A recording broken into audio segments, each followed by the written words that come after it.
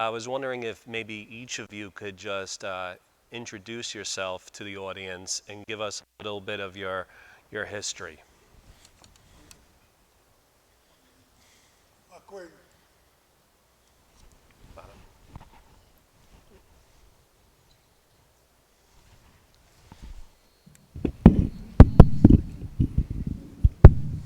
Akwe ni tompak. Kiwa say nini na tasawis. Turupas ni cha shayawonk. Um, Unkachog ni chipayawonk. Puspatuk ni tup. Greetings, my friends and relatives. My name is Harry Wallace. Giwa say nini in my language. I'm a Turtle Clan, and I am the elected chief of the Unkachog Indian Nation, which is about 30 miles that way. We are very closely related to the Setalcott people. They are related to us by kinship. In point of fact, one of their chiefs, John Mayhew, going back to the original 1655 deed with the English, was retired on our territory in what's called the Terrell River Estuary on the South Shore in the Santa Mauritius area. There is the Mayhew land that was 100 acres that was given to him and his family in perpetuity, and it was stolen from his family. So we are connected very strongly with the Setalcott and Setalcott people, Unkachog, on Puspatuk territory. My personal story is that in 1971, I was a 17-year-old student at Dartmouth College, and at that time, the Dartmouth was known as the Dartmouth Indians. Same thing as what the lady told you is Stanford Indians, or the Redskins. And my introduction into the college community was to get rid of the Indian symbol and spend my first 2 years at college fighting against the symbol of the Dartmouth Indian. And believe you me, it wasn't kids who were doing it, it was adults. They were the worst. Okay, so our ability to change compelled the school, and the school's position was we never formally adopted it. Sounded like over here, since we never formally adopted it, we don't have to formally remove it. So by doing that, they took away all of the symbols on the basketball courts and the football fields and all of that, and changed their name to Big Green. Right after that, just as soon as that happened, Stanford Indians changed their name, and soon after that, the St. John's Redmen changed their name. So I have been dealing with Indian symbolism, all mascots issue, all of my life. Okay, all of my adult life, if you consider a 17-year-old an adult. So we know, and as I became involved in the politics of the government, of being involved in running a nation, I thought that would be a secondary issue, but I have come to learn and understand that it is not a secondary issue, it is a primary issue. And the reason why it is primary is because if we teach our children that this is okay, they grow up to be adults thinking that it's okay. And when that happens, it's generational. So we need to stop at this generation so that our children can pick up a different understanding of who we are and who they are as people. Because it doesn't just hurt the native kids. You understand, you can understand how a kid who sees somebody beating on a drum that is sacred to us or wearing a headdress that is sacred to us, you can understand how hard that kid must feel, how shameful that kid must feel. But if you don't understand that if a young child who is not native gets to accept that, then he accepts that shame that is perpetrated upon all the rest of the kids that are in there. So I have been involved in this for a long time.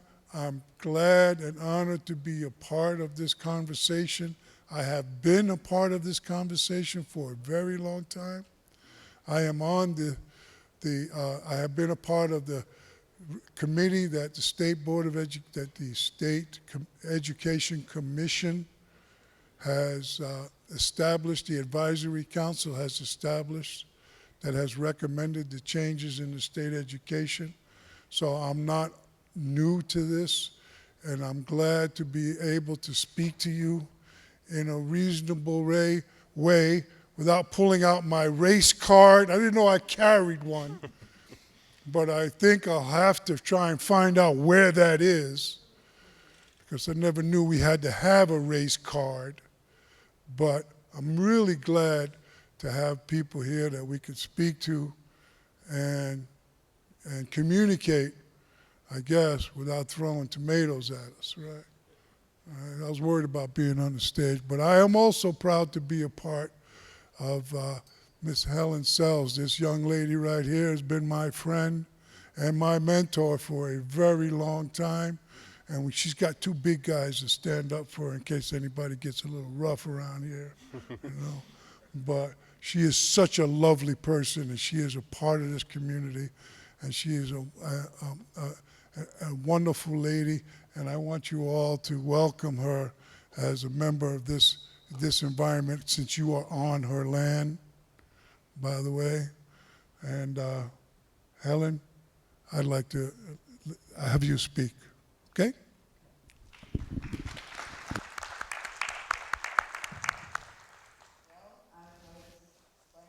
Harry and a few other people. I'm a new kid on the block. I sort of fell into this position because our chief had crossed over and passed away. And when I first heard about the name and the mascots and different things, I was kind of a little upset because I felt it was like some of the people in the film said, that it was an honor because they were honoring us. But since I've seen the film, and I've talked also with Harry about it, I agree in many ways, because they don't beat the drum. They don't wear our regalia. Many people will come to me and say, "Oh, what a beautiful dress you have on." That's an insult, because the regalias we do wear for ceremonial purposes, and some of it is special.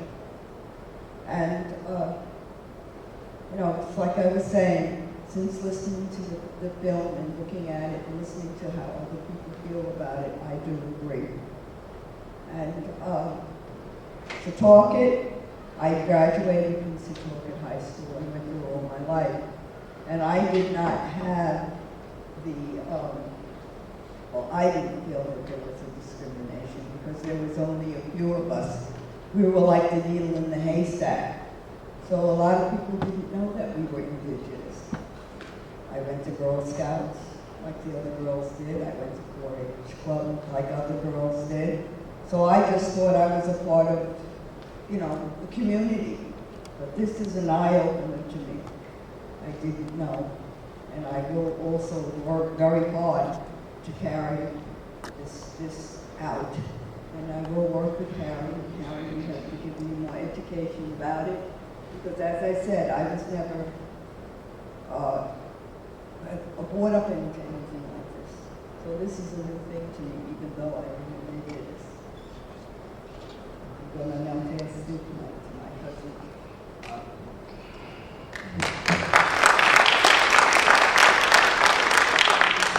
Good evening, everybody. I am the new kid on the block with this situation.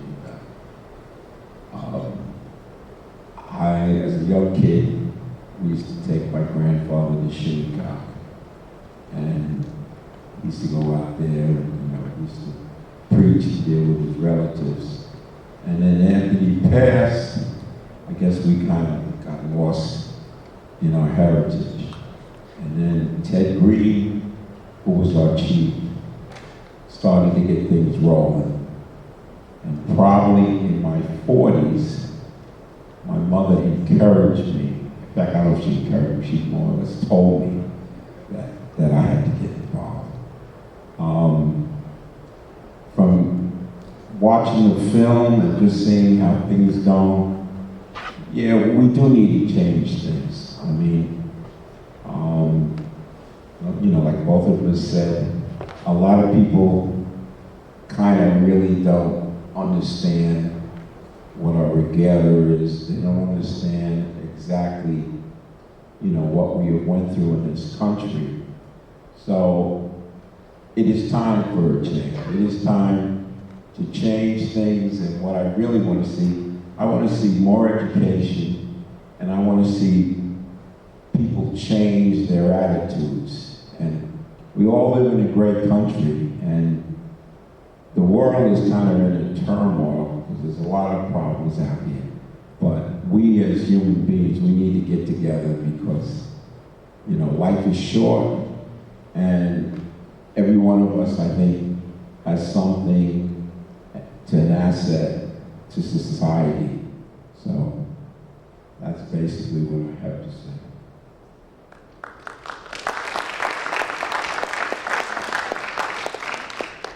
I was wondering if each of you could maybe mention one part of the film that reminded you of something that you've witnessed here in your life, good or bad. There were a lot of different people expressing a lot of different views in the film and a lot of things that happened in the movie. So, if possible, if each of you could maybe just mention one little point in the movie that made you say, this reminds me of.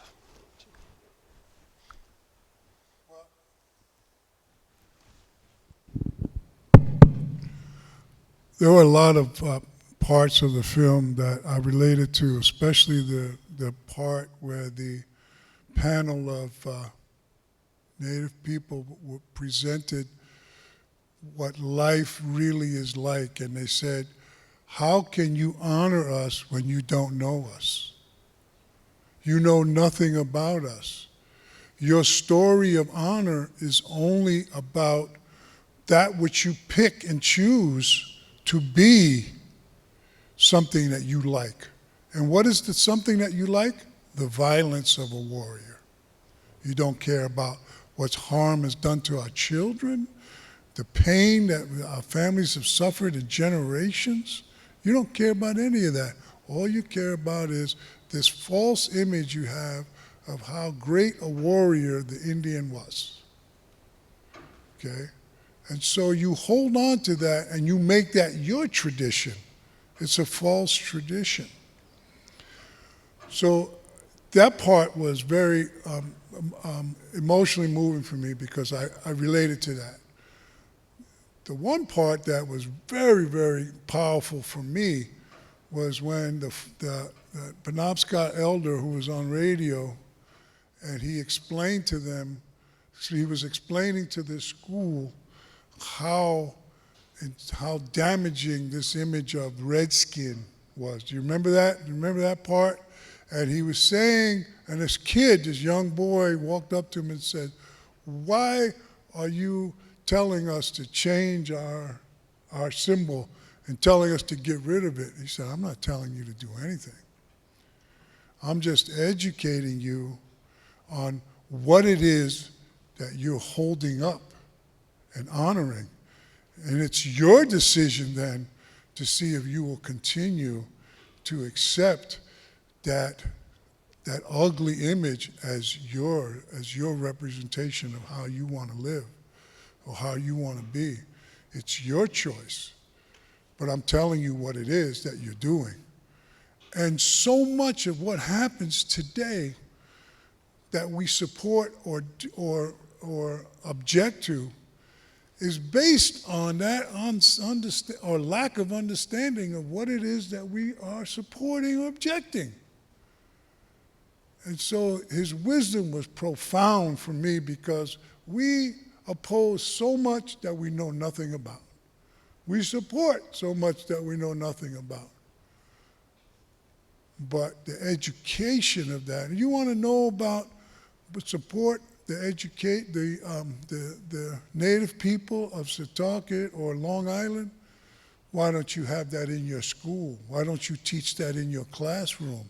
Not in the history books that you possess now. We're not in there. Why don't you put that in your classroom? We know that in the Santa Maritza School District, we're teaching the Unkachog language and the history and the culture. And we have events that we invite the entire school to participate in, the high school, the middle school, the elementary school. That's doable here. If you invite all other different communities to represent their culture, why aren't you doing that to the traditional native people of this land? That's on you. That's not on us. So that moment when he spoke the truth of that understanding, to me, was profound.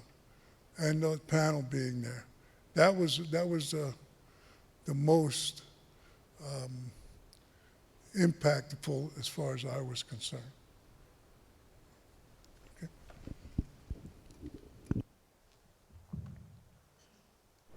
Mine also was when they were talking about the Redskins.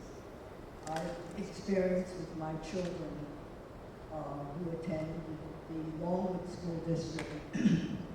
Many times they went into school and they were talking about different cultures, and they told them that they were indigenous, and they told them of our history in Setalcott and the relationships with certain things like the eel spear.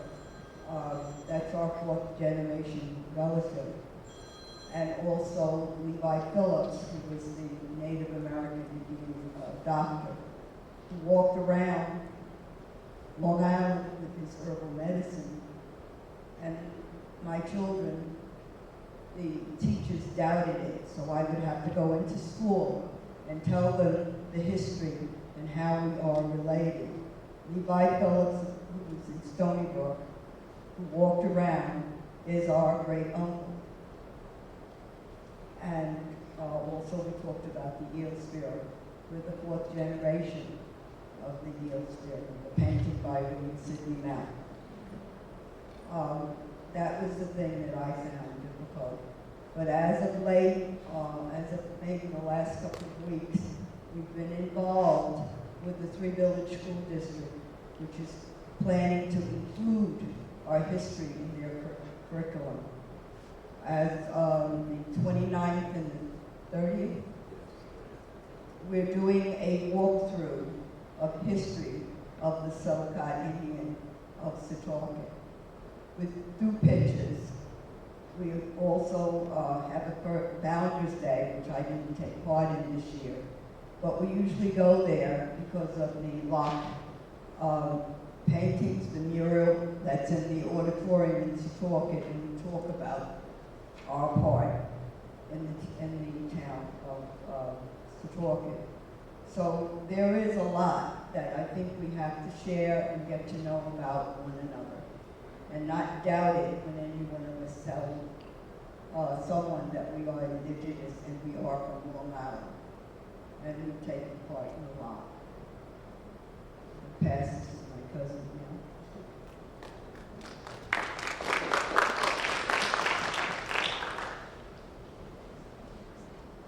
Two family members have pretty much said quite a bit. I just feel that, a lot of people really, I guess, don't know who we are. I mean, for many years, I think we were a lost people in this country. There was really not too much positive things said about us. And what we are trying to do now, we are trying to bring out the positiveness in our history. We are trying to bring back our culture, because for myself, I didn't really know that much about who I was or what I was until I was probably in my 40s. My father, who lived on a reservation in Oklahoma, would never talk about it. He never said anything. And, I'm trying to get out from my other relatives how things were. But, we are still here through thick and thin. You know, we've made it in this country, and we're proud people, we're strong people, and, you know, we're gonna make it here. And we all have to get together. I mean, you know, we have to become, America has to become great. I mean, you know, none of us are better than the next person. So I guess that's my story.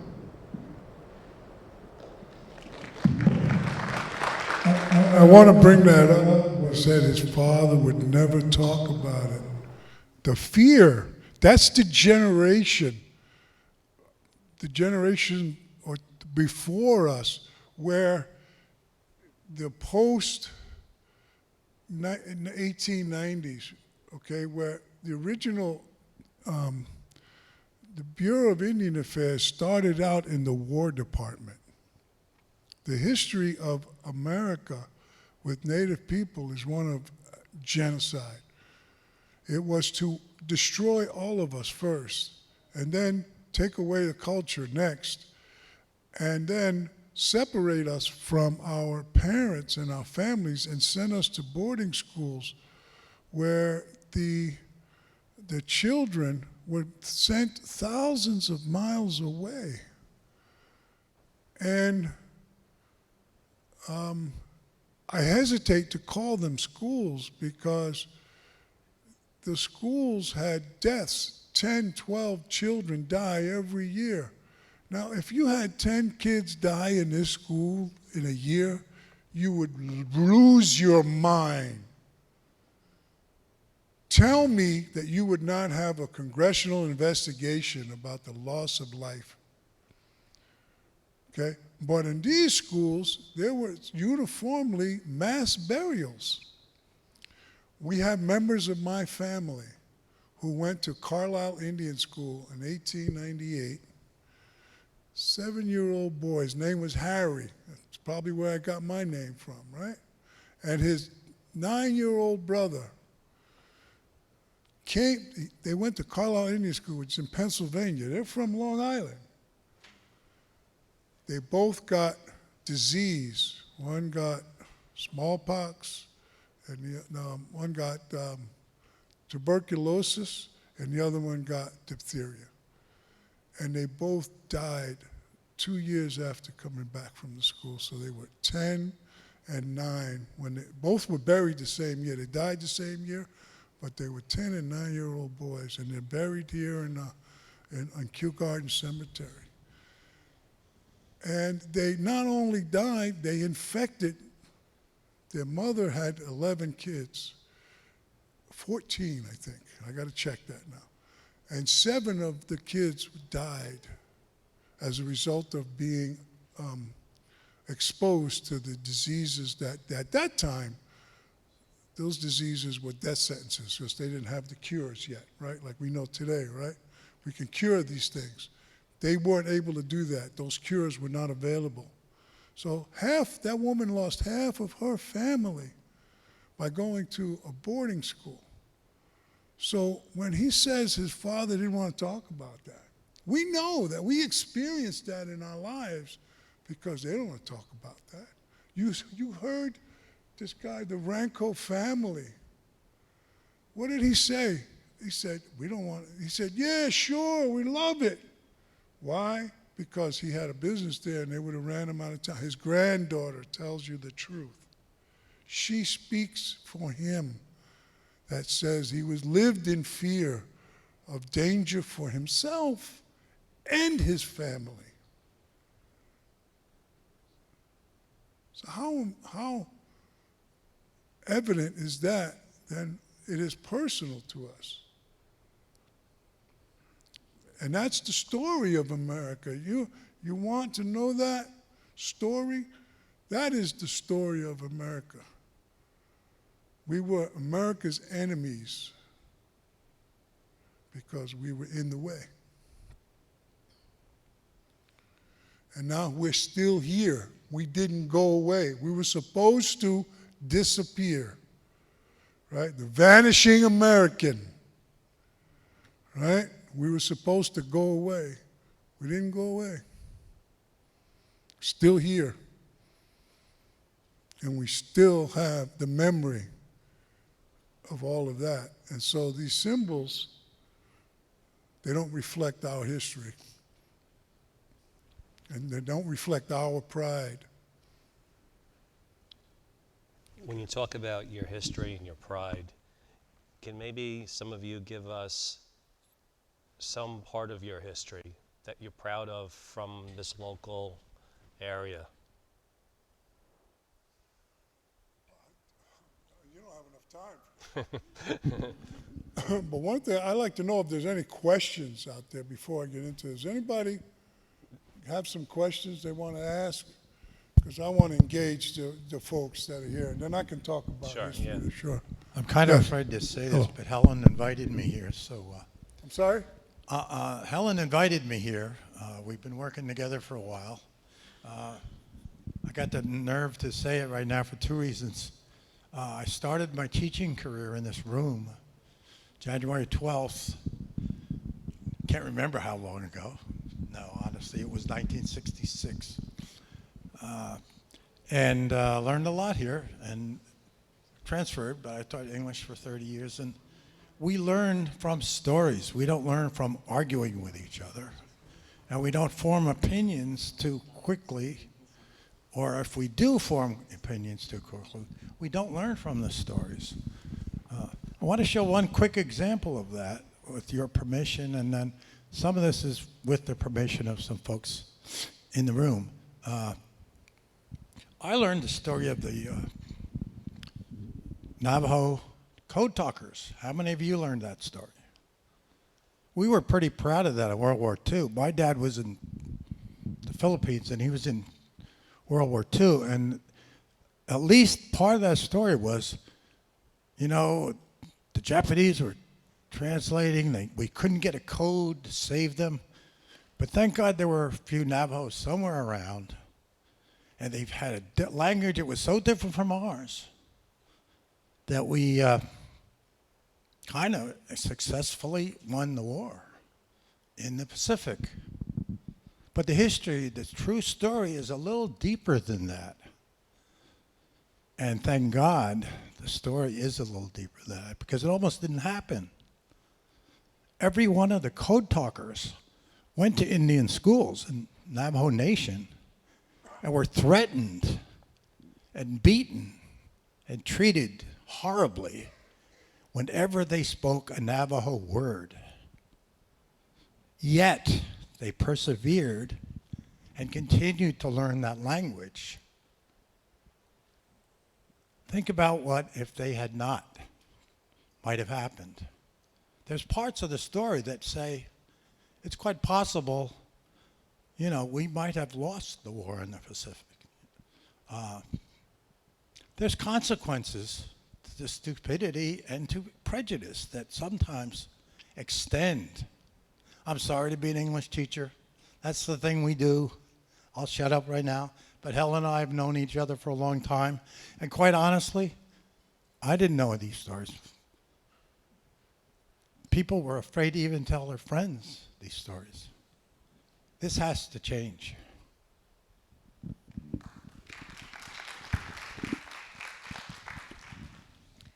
Helen, when we had first met, you had talked so much about your history in Setalcott.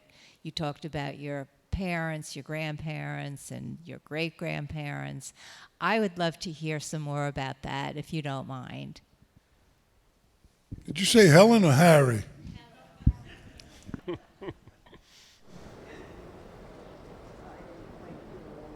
She wants you to talk about your parents and grandparents and the history of your family.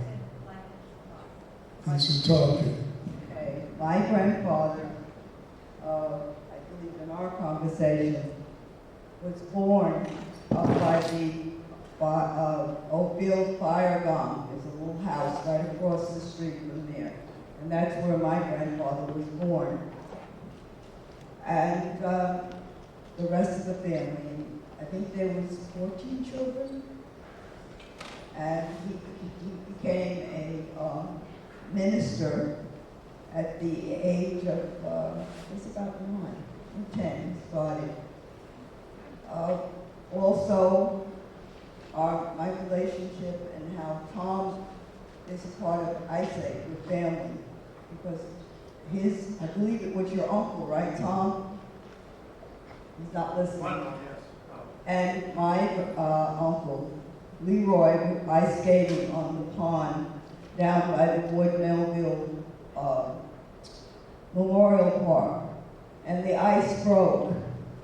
My uncle thought nothing of going into the pond to try to save Tom's uncle, but unfortunately they both died.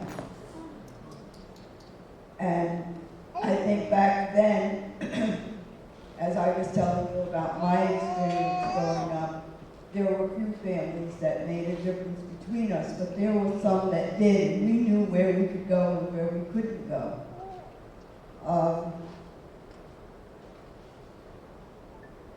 There's so much, I guess, like Harry says, I'm trying to pick out what I think would be important as far as my family and things is concerned in the history.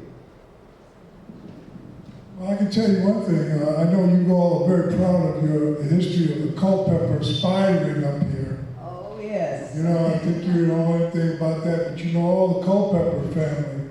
But you don't know where they found all these secret little codes and who's the ones that told them where that land was. Okay? And that's what people right here. Okay? So the part that's not told in the Culpeper spiring is how, who knew all these different images? In fact, what does Setalcott mean?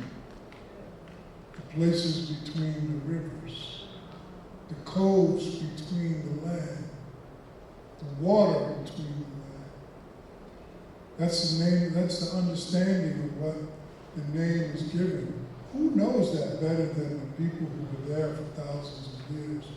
And yet, who gets credit for that information? Not Setalcott, not Setalcott. The Culpepers. Same story with William Floyd. Y'all know who William Floyd is? Who doesn't know who William Floyd is? Oh, okay.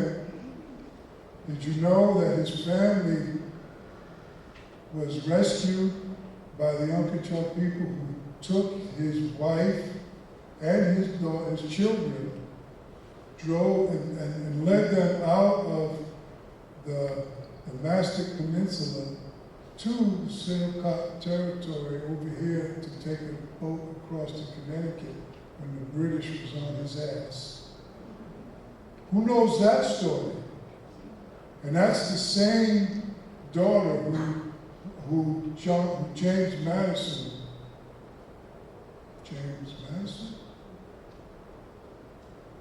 wanted to marry. And she turned him down and married a lawyer. Yeah. Married a lawyer instead. Hey, but who knows that story? He wouldn't be here if his family had not been rescued by the Uncle Charles people. That's a historical document. What's that? A lot of people don't realize it. Only person on Long Island. Oh, William Floyd is one of the signers of the Declaration of Independence. Only one from Long Island. The other one? Only one from Long Island. Okay, the only one. Oh, see, this guy, okay. That's why Helen likes him. The only one from Long Island, right, to sign the Declaration of Independence. But two other signers of the Declaration of Independence, Madison and Jefferson, came to visit Floyd in 1791, and they came to visit the Native people there to document, because they knew the story of the rescue. They knew who saved his family, and they wanted to meet those people. And so in June of 1791, they documented that he came to the village of Puspatuck, and he met with two elderly women and a young girl as an interpreter, and they translated the language of the people of Long Island, or the people of Uncotow. And it was preserved. Part of that record was preserved all of these years. It was preserved in the Philadelphia Philosophical Society in Philadelphia. And we went there to check that out. We found the original docs, and they had the record of it. So that's a story about America that is not known. And that's the story, the part of the story that you talk about, that you're well familiar with, but you don't talk about those people, the native people who are invisible to you in that story. But yet you would be willing to wear, what is this? You would be willing to wear this fake symbol that doesn't even represent who we are as a culture, because that's what you want to know about. You don't want to know the truth of it. You just want to know the fake of it. This is the one that you all know about. Thank you. Hello? Harry, do you want me to hand those around for people to look at? So I just want to thank and for the council for bringing this enlightening film to us. I know as a young man I would stroll the beaches of West Meadow and be fascinated by the paint pots and the arrowheads that could be found in the sands, and understood intuitively that this spoke to cultures and experiences that came way before my birth and my presence here. So I've always felt connected to the history of Long Island and understood and appreciate the stories and the culture that the Indian nations around here provided us. You know, we talk a lot about, well, first of all, the school district and the school, Comstock School, is kind of the touchstone of our community, right? We speak about pride here, warrior pride. And for me, that is defined by the hard work and the grit and the teamwork and the unity that we take pride in this community. But I find it hard to find much pride and in anything that would diminish or reduce or harm others in the way that this film can speak to and to your experience. So regardless of the name that we may use to attach to symbolism, you know, those cultural experiences of us that have been residents of Port Jeff Station will never be denied by virtue of changing a name or an image that harms other people. And so I'm glad that we are living in a community that can grapple with these kinds of issues and come up with some consensus that keeps us unified. And I'm just appreciative of us having this dialogue so that people can understand that you know, others are impacted by images that reduce people down to caricatures, because there is so much more richness to your experience, and I'm glad that you came to share it with us this evening. Thank you for that. I just want to ask, are there any veterans in here? Everybody's veterans here? Okay.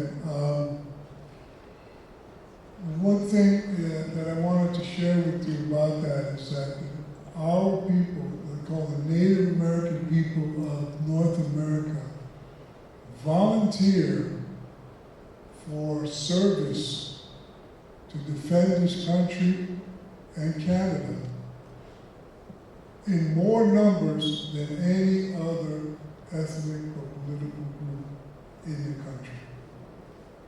More numbers, by more numbers I mean more percentages of numbers than any other group of people. And I always, yes, you should clap for that. Thank you for that. And given our history, I've always wondered about that, but I learned that it's not because we want to just, you know, wear the uniform or serve in the military. It's because we're defending the land. And we never gave up the responsibility that this is our earth, this is our earth mother, and we have an obligation to protect her and defend her against all enemies. Okay? And so the true definition of a warrior that that young gentleman over there was talking about is that it is not just, taking up arms. It is defending family. It is defending people. It is defending nation. It is defending homeland. And that is what a warrior is. It is defense of family. And that is why our people do that, because our culture tells us that we have that obligation and responsibility from birth. And so we take up those arms to do that. So I thank you for your comments, sir. I think they're well received and well heard, and I appreciate the opportunity to reflect on what you've said. So thank you very much. Question right here. Hi there. I want to thank you for the council for the film and for you being here and having this conversation.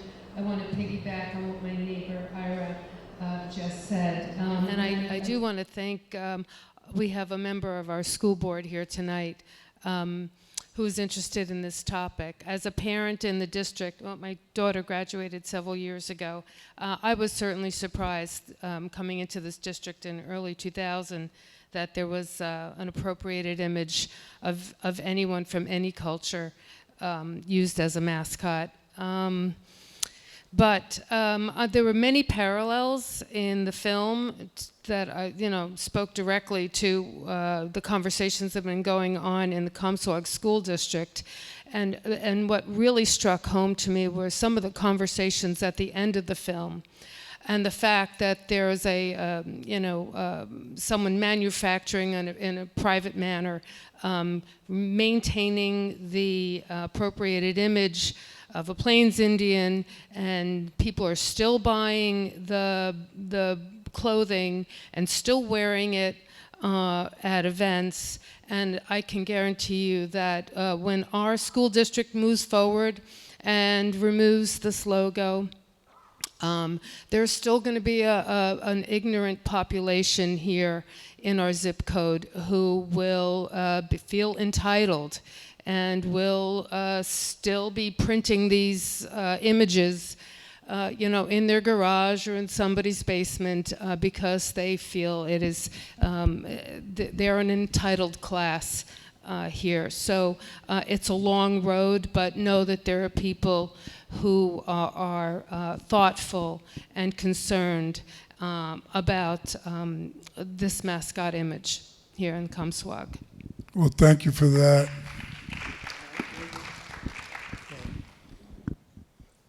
When you asked, I have things about my family that I'm very proud of. My uncle, which is Helen's uncle, was really the first son. Years ago, he was not allowed to practice electric. So he moved to Delaware and he got his license and he ended up becoming a electrical shop teacher. Also, two of his sons became master electricians. These are our first cousins. And her son became a master electrician. Her grandson is a master electrician. Okay. But, they moved to Florida. But then also, we have relatives in Jersey. We have architects. We have hearing aid specialists. We have system analysts who worked for Exxon for many years. We have relatives that are lawyers. And we have quite a few people who have done very well. On my father's side, for any musicians, W.C. Handy is a relative of mine, and he wrote the St. Louis Blues. So I think if you pay the price in this country and you accept the fact that things are hard, I think you can make it. So These are things that I'm very proud of.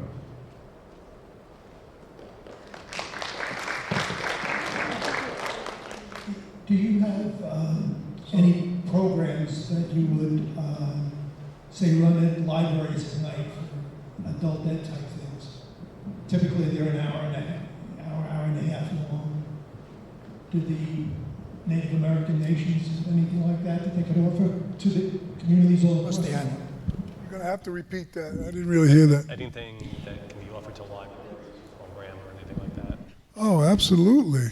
And it's we're building our own library at the school district there, and as I said, they have cultural events that we bring to different school districts. There's the Setalcott. Wow that we have every second Saturday in July. It's a free event. We ask for donations, and it's held at the Main Street School in Setalcott, and we get together with other nations and tribal people. The Aztecs come, Tajinos come, and they tell about their history. And we also have not so much trade. On the Ramapos come, and also when the Ramapo person that comes, her husband is a Langhorn from Cusco. So we sort of try to bring it all together to let people know that we're not just in one area, and we are still here. We also are blessed because Harry teaches the language. I went 4 or 5 years ago to Stony Brook, and we were honored to give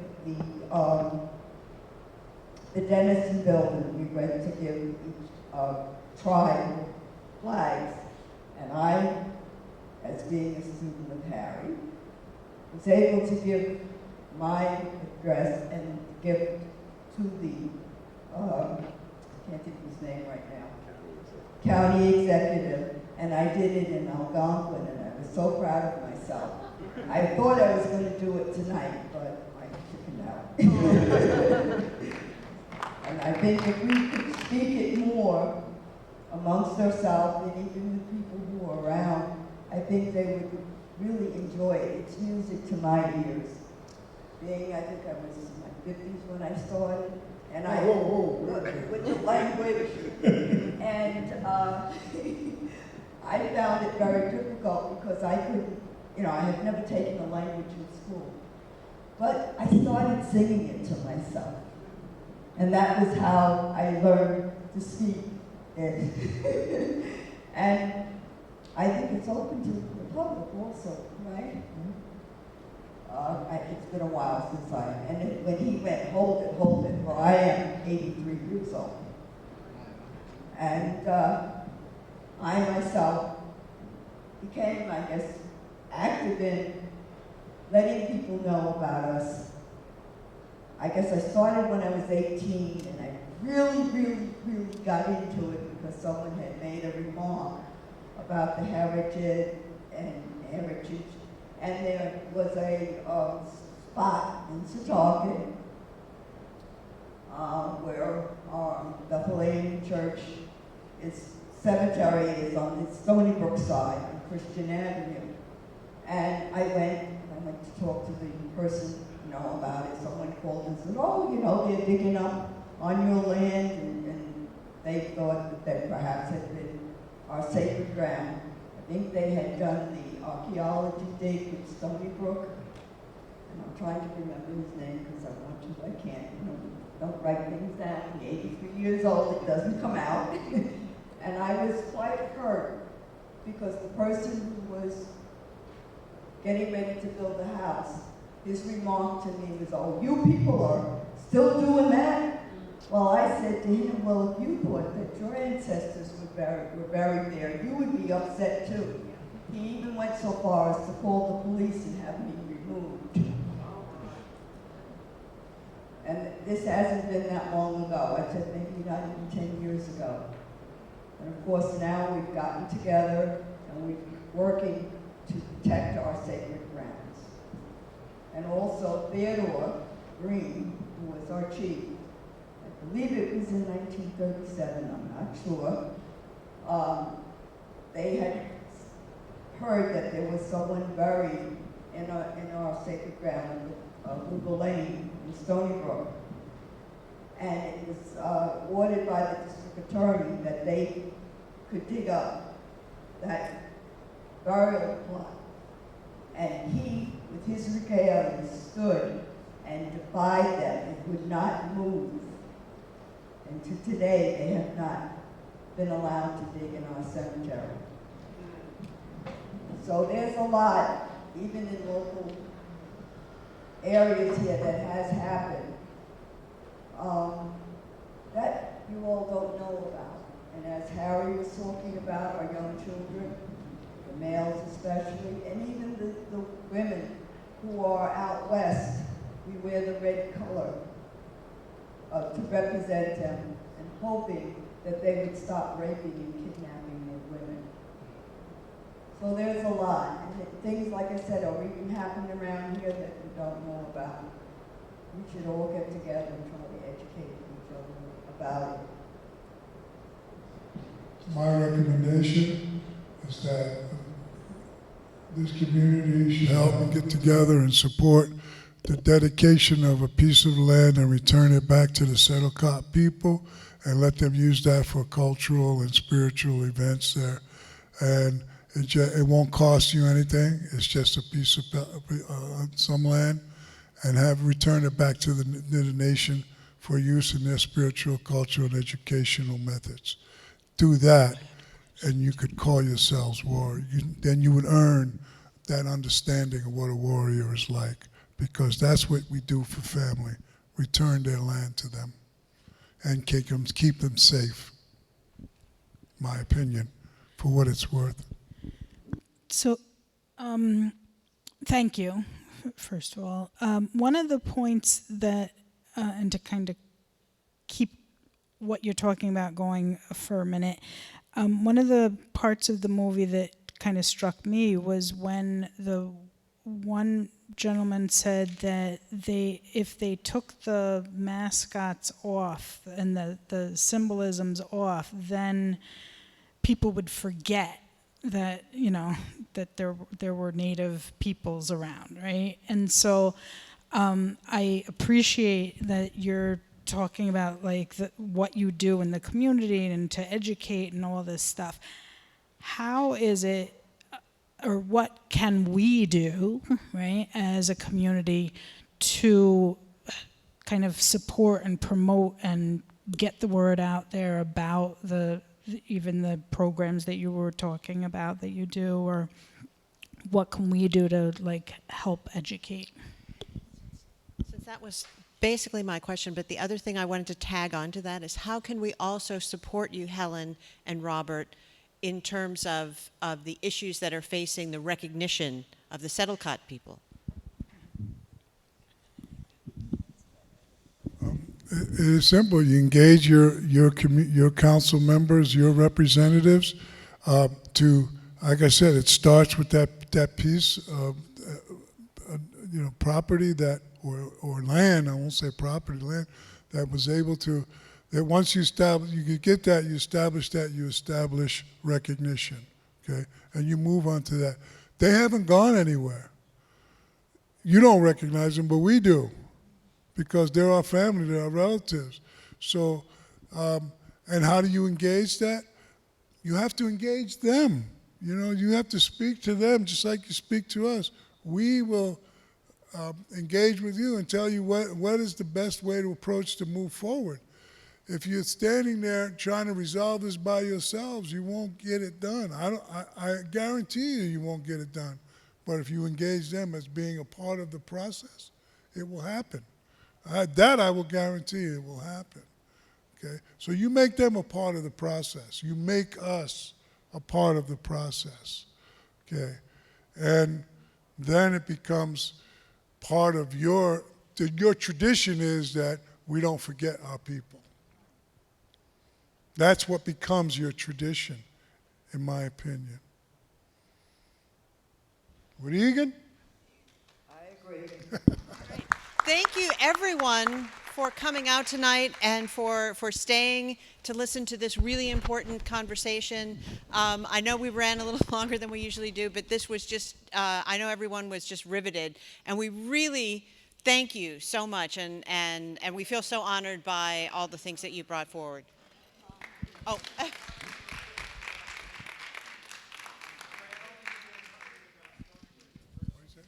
can't hear what he's saying, sorry. Oh, Thank you so much. I forget something? What did you want us to do? I can't hear you. What, yeah.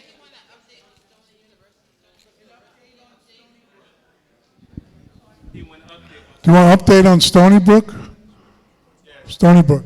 Well, they hired 3 professors, one in the English department, one in the anthropology department, and one in this new department called Women and, what is that? Women and Gender, yes. Okay, that's a new department. So they have those 3 positions, and it's part of an Indigenous Studies program, not program, I guess it's a minor in Indigenous Studies that's being developed at Stony Brook University. And we were engaged in recommending 3, so far 3 people. It's supposed to be another 2 or 3 more for the coming year. So we're going to be a part of that committee that organizes that Indigenous Studies minor into courses that reflect the history, local history, not just in general, but local history. There's a phrase that my honey over there, Rainey, says, nothing about us without us. So that's what we do, okay? So the upgrade is that it's in the working stages, but we will be on it. We're not going to let that go. And so, and that is a promise. Right now, they're doing the Algonquin language initiative right now, and they're teaching a couple of the different courses in the language. What we want to develop is specific to the nation, and keep going forward with that. Those people who are from Odanak, that you saw that lady, she said, from Odanak, some of our people went up there during the war. We know them very well because they speak a similar language to us.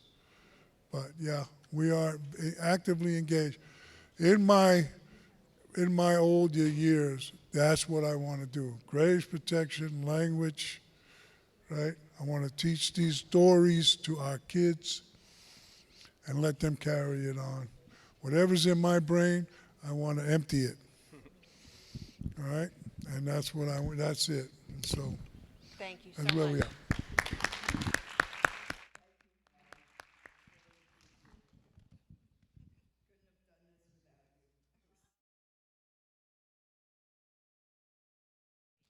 Thank you so much.